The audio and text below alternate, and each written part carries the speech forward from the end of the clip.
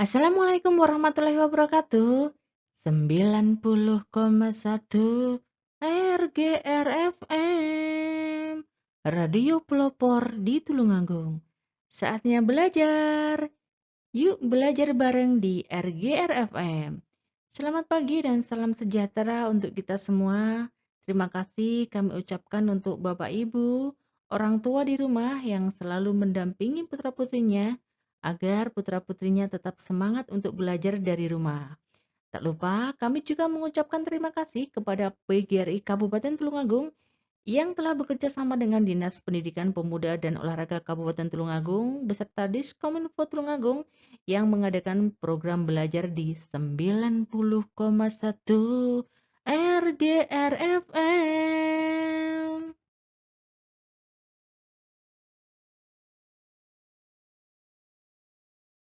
Hai anak-anakku kelas 2, bagaimana kabar kalian? Semoga kalian selalu sehat dan terus bersemangat. Pada kesempatan kali ini kita akan membahas tema 7, kebersamaan, subtema 4, kebersamaan di tempat wisata. Sebelum kita belajar, yuk kita berdoa sesuai dengan ajaran agama dan keyakinan kita masing-masing supaya mendapatkan ilmu yang bermanfaat. Berdoa dimulai. Berdoa selesai. Seperti biasa, biar tambah kompak dan semangat, yuk kita salam PPK dulu ya. Salam PPK, cerdas, berkarakter, menyenangkan, luar biasa. Yes!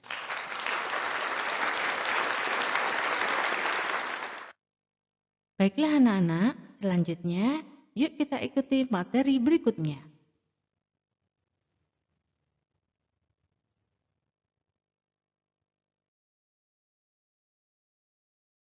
Kebersamaan di tempat wisata.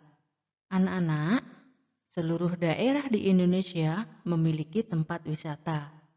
Nah, pada pelajaran kali ini, Siti dan teman-temannya akan mengenal tempat wisata. Salah satu tempat wisata yang menarik adalah kebun binatang. Di kebun binatang, siswa dapat melihat lebih dekat binatang yang mereka sukai. Yuk kita lihat binatang apa saja yang ada di kebun binatang.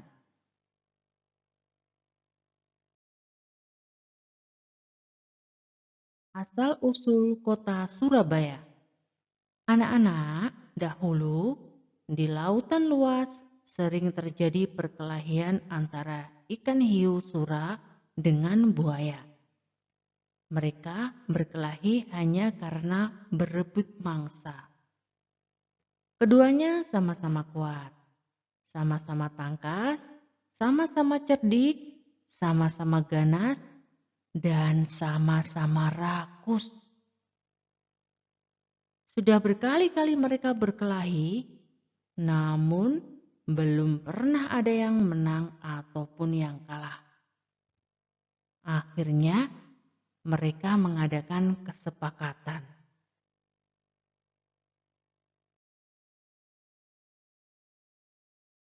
Sura pun berkata,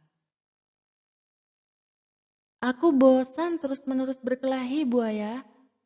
Buaya pun menjawab, "Aku juga, Sura.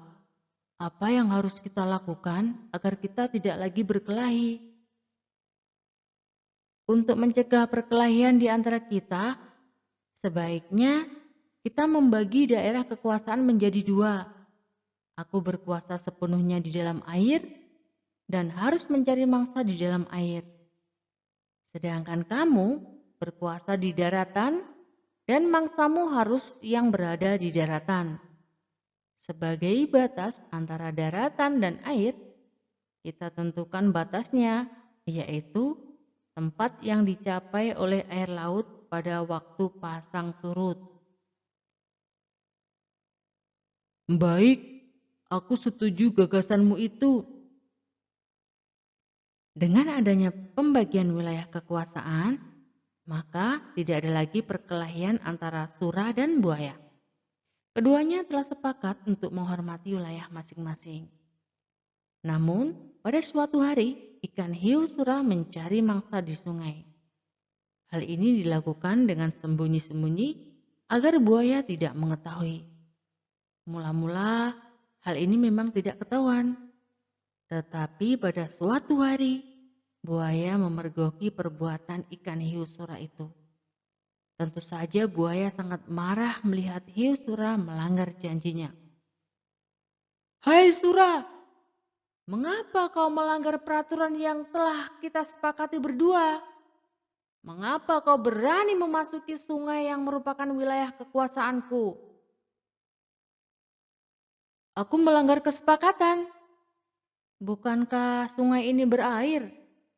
Bukankah aku sudah bilang bahwa aku adalah penguasa di air?" "Apa? Sungai ini tempatnya di darat, sedangkan daerah kekuasaanmu itu di laut. Berarti sungai ini adalah daerah kekuasaanku." "Oh, tidak bisa. Aku kan tidak pernah bilang kalau air itu hanya air laut, tetapi air juga air sungai." "Kau sengaja mencari gara-gara, Surah." "Tidak, kukira alasanku cukup kuat dan aku memang di pihak yang benar." "Kau sengaja mengakaliku. Aku tidak sebodoh yang kau kira. Aku tidak peduli kau bodoh atau pintar. Yang penting air sungai dan air laut adalah kesukaanku." Karena tidak ada yang mau mengalah, maka pertempuran sengit antara ikan hiu sura dan buaya terjadi lagi. Pertarungan kali ini semakin seru dan dahsyat. Buaya mendapat gigitan hiu sura di pangkal ekornya sebelah kanan. Selanjutnya, ekor itu terpaksa selalu membelok ke kiri. Sementara ikan sura juga tergigit ekornya hingga hampir putus. Lalu ikan sura kembali ke lautan. Buaya puas telah dapat mempertahankan daerahnya. Pertarungan antara ikan hiu yang bernama Sura dan buaya ini sangat berkesan di hati masyarakat Surabaya. Oleh karena itu, nama Surabaya selalu dikait-kaitkan dengan peristiwa ini. Dari peristiwa inilah kemudian dibuat lambang kota Surabaya, yaitu ikan sura dan buaya. Demikian tadi anak-anak, cerita dari sura dan buaya ya. Nilai yang terkandung dalam cerita tersebut adalah nilai moral, nilai agama, dan nilai budaya. Adapun nilai moralnya adalah masalah tidak dapat diselesaikan dengan perkelahian ya anak-anak. Jadi perbuatan berkelahi tidak boleh kalian tiru. Rakus akan harta hanya boleh jika dilakukan dengan usaha yang benar dan tidak melanggar peraturan. Jadi perbuatan rakus itu tidak boleh kalian tiru ya anak-anak. Nilai agamanya adalah mengingkari janji, membawa dampak buruk bagi sendiri. Nah ini, jika kalian sudah berjanji, kalian harus menepati janji dan tidak boleh mengingkari janji tersebut. Berada pada jalan kebaikan akan berdampak baik bagi diri yang melakukannya. Nah, ingatlah anak-anak untuk selalu berbuat baik pada diri sendiri dan pada orang lain.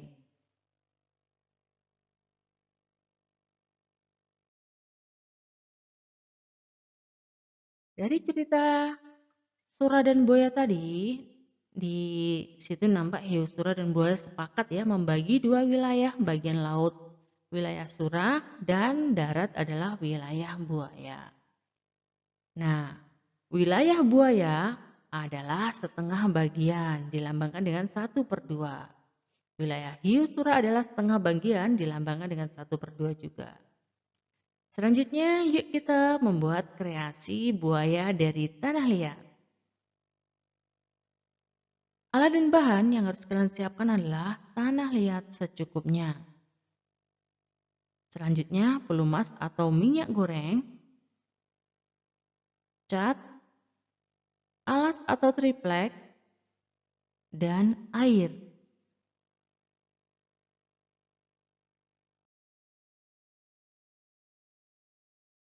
Langkah-langkah membuatnya adalah kalian siapkan bahan dan alat yang diperlukan tadi ya. Silakan mengambil tanah liat secukupnya. Kemudian, tanah liat tersebut dilenturkan ya, ditriplek agar lentur dan mudah dibentuk. Dipijat-pijat agar lentur ya. Lumuri dengan minyak goreng supaya tidak lengket. Lalu mulai membentuk ya, mulai bentuk bagian-bagian seperti dikepal-kepal, dibentuk menjadi badan buaya, dibentuk menjadi kepala buaya dan disatukan. Lalu mulai membentuk kaki buaya dan juga ekor buaya, kemudian disatukan. Lalu rapikan dengan tangan dan lumasi minyak goreng agar tidak lengket ya. Setelah selesai, kalian bisa menjemur 1-2 hari supaya tidak pecah. Amplas permukaannya supaya halus, kemudian cat sesuai keinginan dan keringkan. Itu tadi kreasi membuat buaya dari tanah liat. Selamat mencoba. Pelajaran selanjutnya adalah bermain kipas angin di air.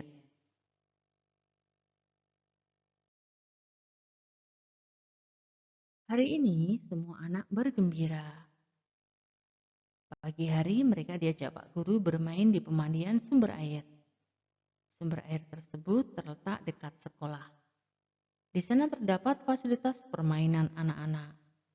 Tempat tersebut dijadikan tempat wisata masyarakat sekitar.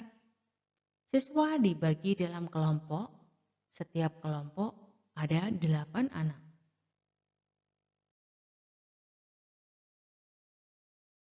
Kemudian masing-masing kelompok bermain kipas angin di air.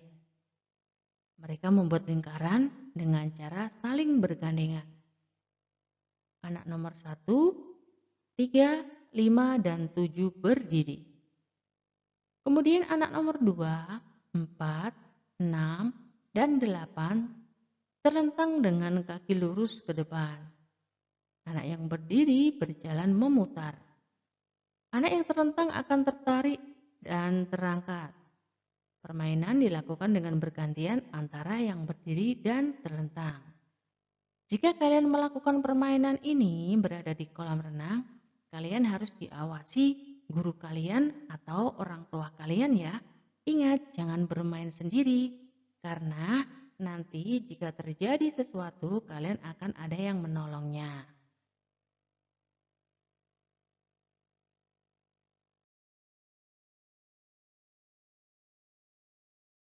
Berkunjung ke kebun binatang.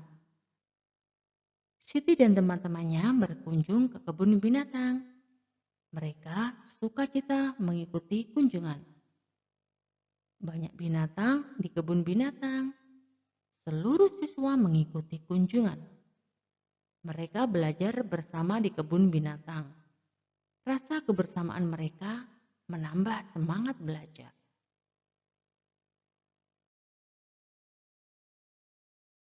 Mereka mengunjungi semua hewan yang ada di kebun binatang.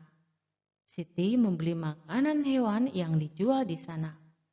Sambil berkeliling, sesekali ia memberi makanan sehingga hewan pun mendekat.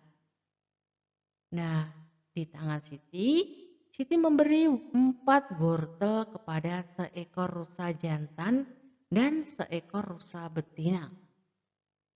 Rusa jantan diberi 2 wortel. Rusa betina diberi 2 wortel.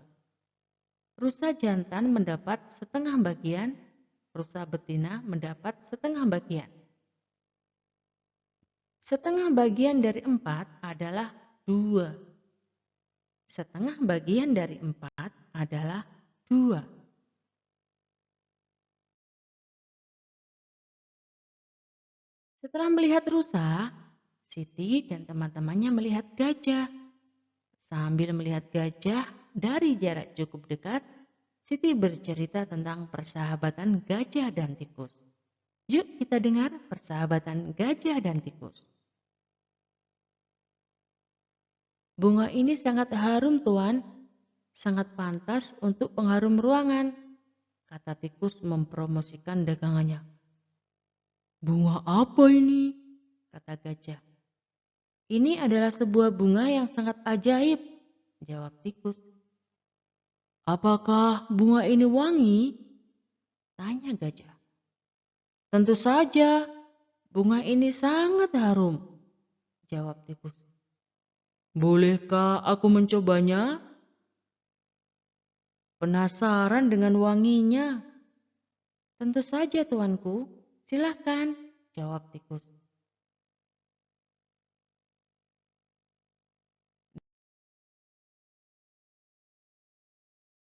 Gajah pun perlahan-lahan menjulurkan belalainya yang panjang.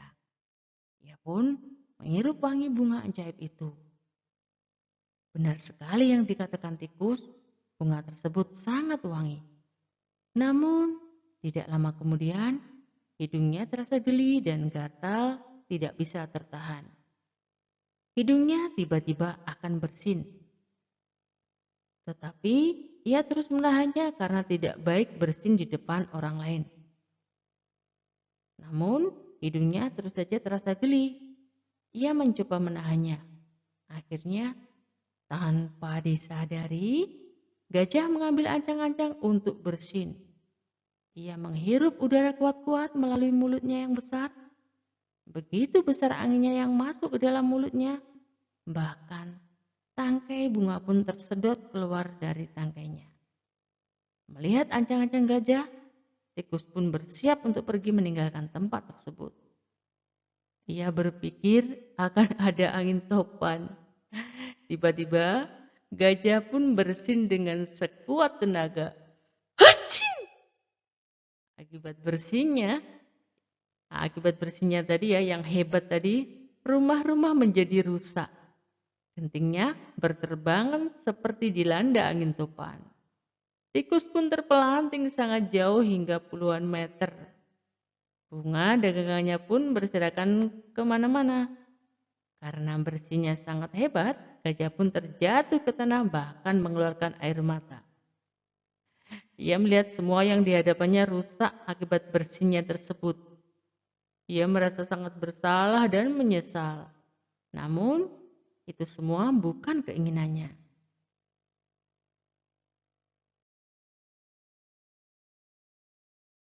Gajah pun hanya bisa diam anak-anak. Sambil menatap semua kerusakan, tiba-tiba datanglah seekor badak. Ia bertingkah seperti seorang polisi dan melihat kejadian tersebut. Melihat badak datang, tikus pun timbul keberaniannya. Ia segera berlari-lari menghampiri gajah. Hei tuan, kau harus mengganti kerugianku. Lihatlah, bunga-bunga daganganku ini semua berhamburan dan hancur.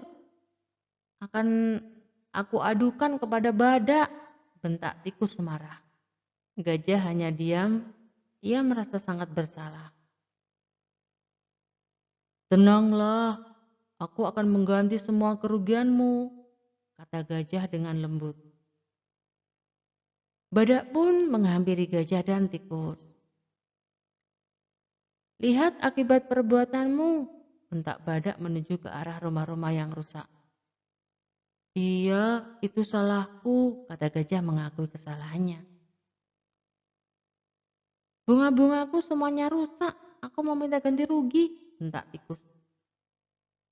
Sebenarnya gajah sangat marah kepada tikus.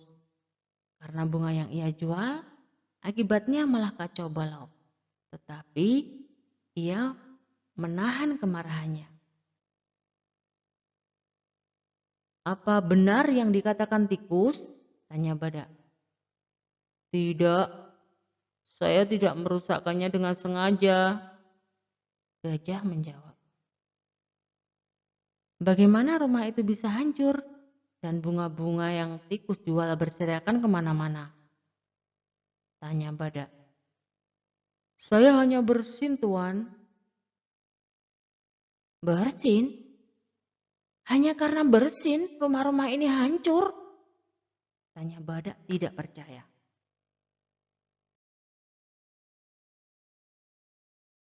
Saya hanya mencium bunga yang dijual tikus, jawab gajah sambil menunjukkan bunga-bunga yang berserakan. Bunga siapa itu? Tanya badak.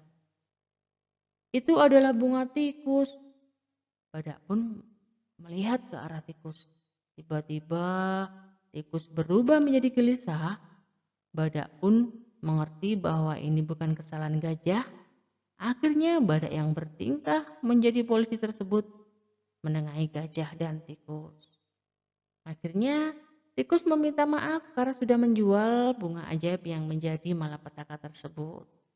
Gajah pun merasa bersalah karena bersihnya tersebut mengakibatkan kerusakan yang sangat besar dan merugikan orang lain. Badak pun melanjutkan perjalanannya setelah menjadi polisi. Mereka berdua mengakui kesalahannya. Semenjak itu, gajah dan tikus berteman baik dan semua berkat bunga ajaib. Nah, itu tadi anak-anak cerita dari gajah dan tikus. Yang harus kalian contoh adalah jika kalian melakukan kesalahan, kalian harus segera meminta maaf. Dan kalian juga harus memaafkan teman kalian jika teman kalian sudah meminta maaf. Ingat, jangan berbohong dan jangan melempar kesalahan kepada orang lain jika kesalahan itu berasal dari diri kalian sendiri. Kalian harus berani untuk mengakui kesalahan dan berani untuk meminta maaf dari kesalahan yang kalian lakukan. Kata sapaan dari cerita tadi ya. Halo gajah, apa kabar? Hai tikus, hai gajah temanku, apa kabar tikus? Nah, itu adalah kata sapaan yang ada dalam cerita tersebut. Nah, tadi Ibu ingatkan ya, dari dongeng tersebut, kalian harus mau mengakui kesalahan yang kalian lakukan. Dan kalian harus berani untuk meminta maaf dari kesalahan yang kalian lakukan. Jangan pernah berbohong dan menyalahkan orang lain atas kesalahan yang kalian buat. Pelajaran selanjutnya adalah menyapa pengunjung.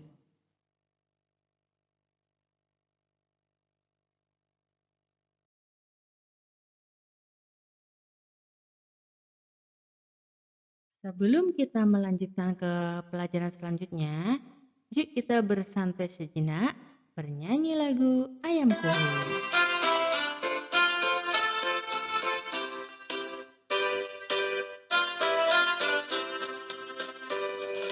Kak, kak, kak, kak, lihatlah ayamku berkeliaran di halaman rumah. Induk ayam dan anaknya, kak, kak, kak, kak, mencari makan. Kak, kak, kak, kak, lihatlah ayamku berkeliaran di halaman rumah. Induk ayam dan anaknya, kak, kak, kak, kak, mencari makan.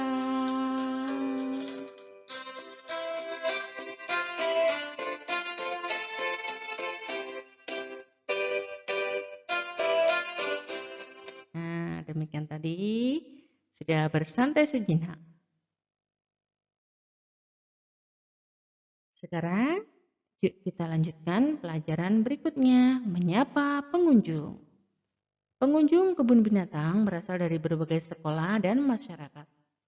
Mereka berasal dari berbagai daerah atau suku. Siti menyapa beberapa pengunjung. Siti berkenalan dengan Badriah. Ia berasal dari Madura. Dayu berkenalan dengan Asep. Ia berasal dari Bandung. Beni berkenalan dengan Joko. Ia berasal dari Solo. Edo berkenalan dengan Madin. Ia berasal dari Jakarta. Mereka senang bisa berkenalan di kebun binatang. Ketika di kebun binatang, Siti membagi kelompok. Kelompok disesuaikan dengan tempat binatang yang dikunjungi. Apabila lokasinya luas, maka hanya dibagi dua. Lokasinya agak sempit, dibagi tiga. Lokasinya sempit, maka kelompoknya dibagi 4. Anak-anak, Ibu akan memberi contoh, kalian boleh menjawab ya. Siswa kelas 2 terdiri dari 36 siswa.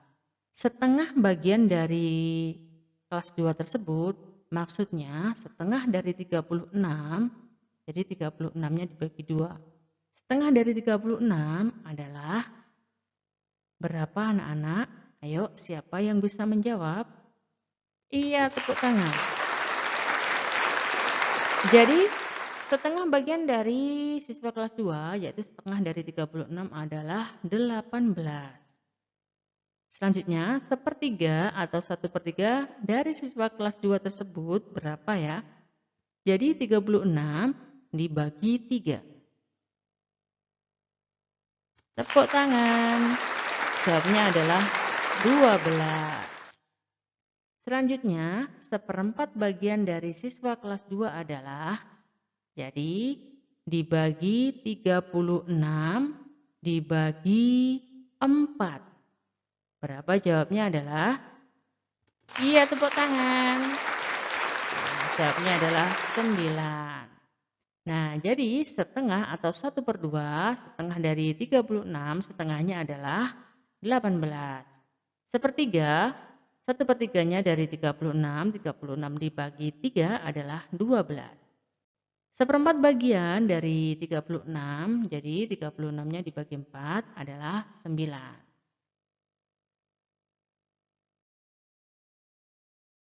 Bermain bola tangan. Di kebun binatang disediakan wahana bermain di air. Terdapat kolam untuk bermain bola tangan. Di situ nampak Benny bermain bola tangan bersama teman-teman. Benny melempar bola, Edo yang menangkap. Anak-anak, jika kalian berada di kolam renang, kalian harus dalam pengawasan orang dewasa.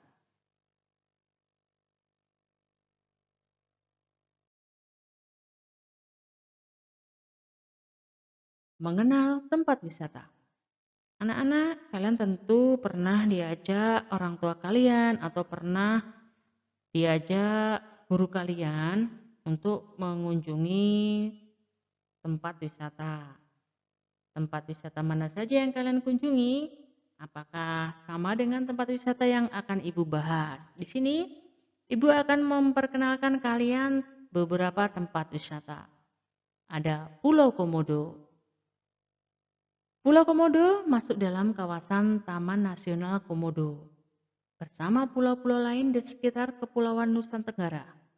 Pada tahun 1986, UNESCO menetapkan tempat wisata di Indonesia ini sebagai salah satu situs warisan dunia.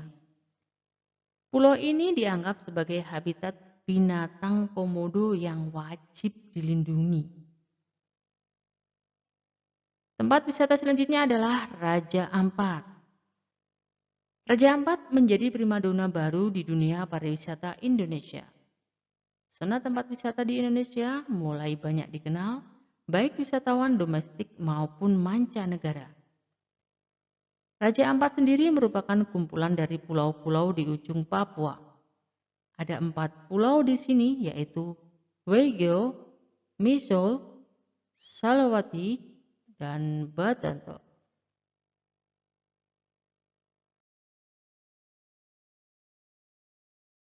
Wisata selanjutnya adalah Candi Borobudur. Candi Borobudur merupakan kompleks candi Buddha terbesar di dunia. Tempat wisata di Indonesia ini ditetapkan UNESCO sebagai salah satu situs warisan dunia pada tahun 1991. Candi Borobudur terkubur oleh abu vulkanik dari letusan Gunung Merapi.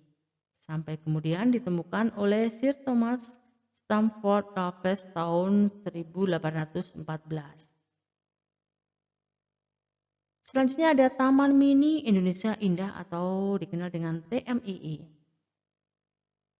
Jika biasanya kita mengunjungi sebuah museum untuk lebih mengenal kebudayaan suatu daerah, kali ini kita akan mengunjungi Taman Mini Indonesia Indah sebagai sebuah museum raksasa untuk mengenal kebudayaan Indonesia. Sesuai dengan namanya, tempat wisata di Indonesia yang digagas oleh Tien Soeharto menjadi tempat untuk melihat kebudayaan Indonesia dalam versi mini.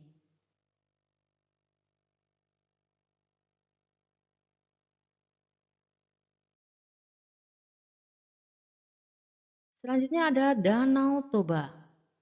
Sumatera Utara mempunyai sebuah danau terbesar di Asia Tenggara yang sudah sangat tersohor hingga ke mancanegara, yaitu Danau Toba. Wisata selanjutnya adalah Batu Secret Zoo. Batu Secret Zoo terletak di Kota Batu, Jawa Timur. Batu Secret Zoo merupakan kebun binatang modern. Pelajaran selanjutnya, yuk membuat kreasi maket kebun binatang.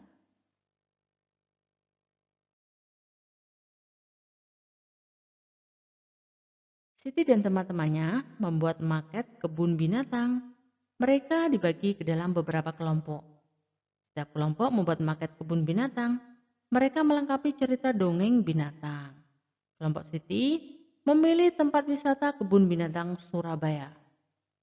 Siti melengkapi dengan cerita Sura dan buaya.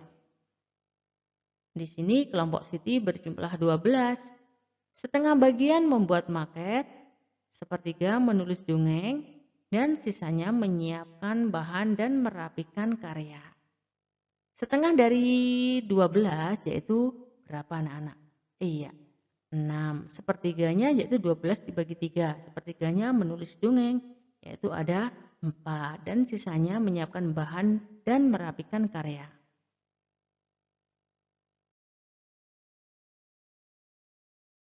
Selanjutnya, bahan apa saja yang harus kalian siapkan untuk membuat maket kebun binatang sederhana?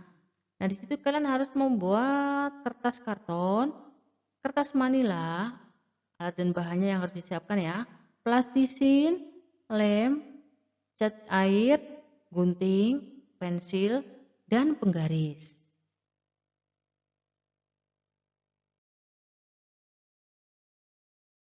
Lalu bagaimana langkah-langkah membuat maket kebun binatang tersebut? Nah, langkah-langkahnya yang pertama adalah membuat dasar maket. Potonglah kertas karton yang tebal dengan ukuran panjang 60 cm dengan lebar 40 cm. Lalu beri warna sesuai dengan keinginan.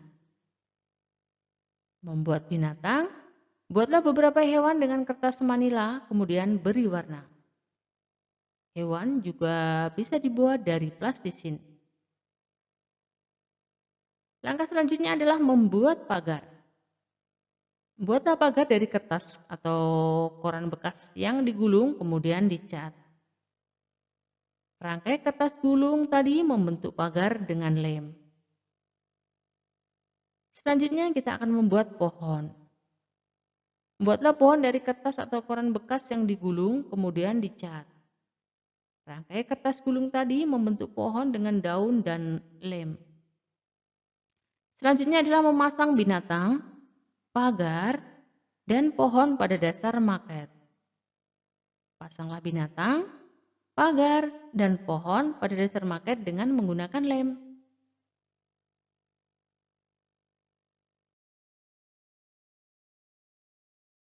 Nah, itu tadi anak-anak pelajaran yang bisa Ibu sampaikan.